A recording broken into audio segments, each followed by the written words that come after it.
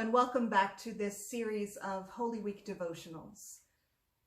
My name is Chrissy Westbury, and I serve as the Associate Pastor at First Presbyterian Church in Kalamazoo, Michigan. I'm delighted to spend this time with you each day as we walk through the story of the Passion of Christ, as told in the Gospel of Matthew. Today is the day that we call Good Friday, the day that we remember Christ's crucifixion and death. Each day during this Holy Week, we have shared together in a brief meditation on part of the story of Jesus' last week before the crucifixion. I've read a piece of scripture, offered a bit of a reflection, and hopefully given you some things to wonder about. On this day, I invite you into a time of quiet meditation on the story itself, without added comment from me. As you listen to these perhaps familiar words, listen for what stands out to you. Take these words with you, treasure them in your heart, turn them over in your mind, and see what may be revealed. Hear these words from Matthew chapter 27.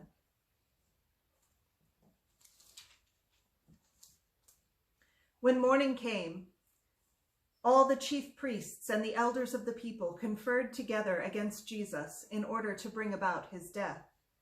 They bound him, led him away, and handed him over to Pilate, the governor. Then the soldiers of the governor took Jesus into the governor's headquarters, and they gathered the whole cohort around him.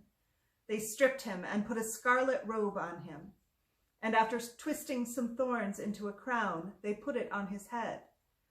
They put a reed in his right hand and knelt before him and mocked him, saying, "Hail, King of the Jews!"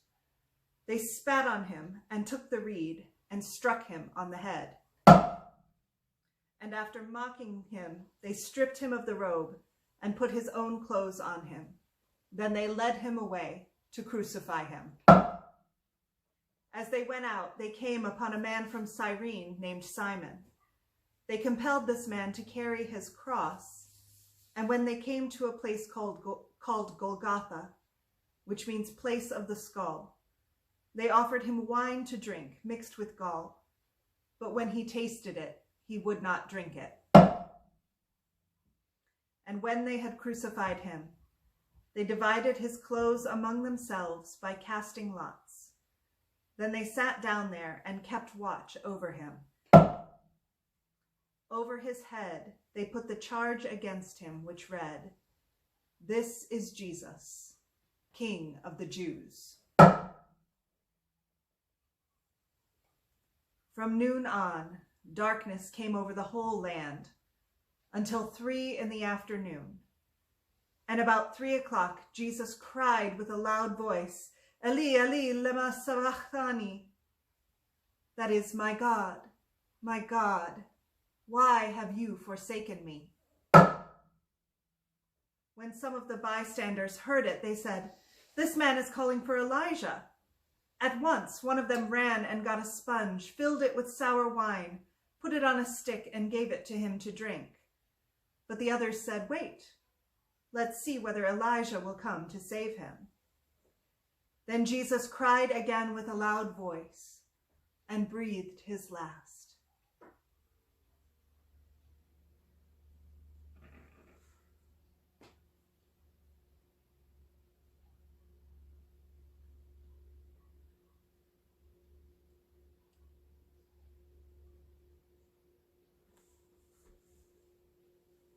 At that moment, the curtain of the temple tore in two,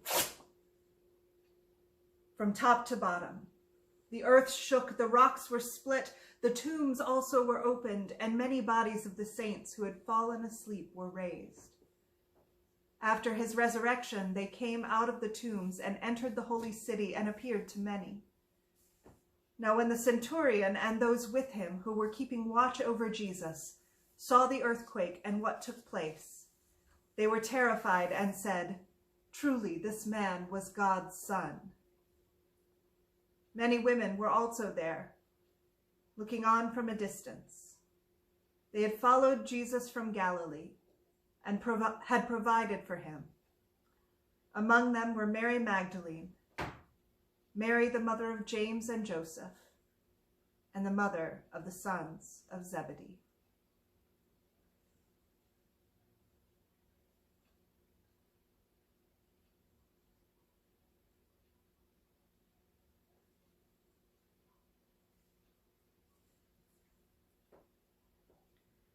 When it was evening, there came a rich man from Arimathea named Joseph, who was also a disciple of Jesus.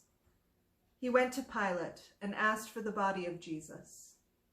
Then Pilate ordered it to be given to him. So Joseph took the body and wrapped it in a clean linen cloth and laid it in his own new tomb, which he had hewn in the rock. He then rolled a great stone to the door of the tomb and went away. Mary Magdalene and the other Mary were there, sitting opposite the tomb.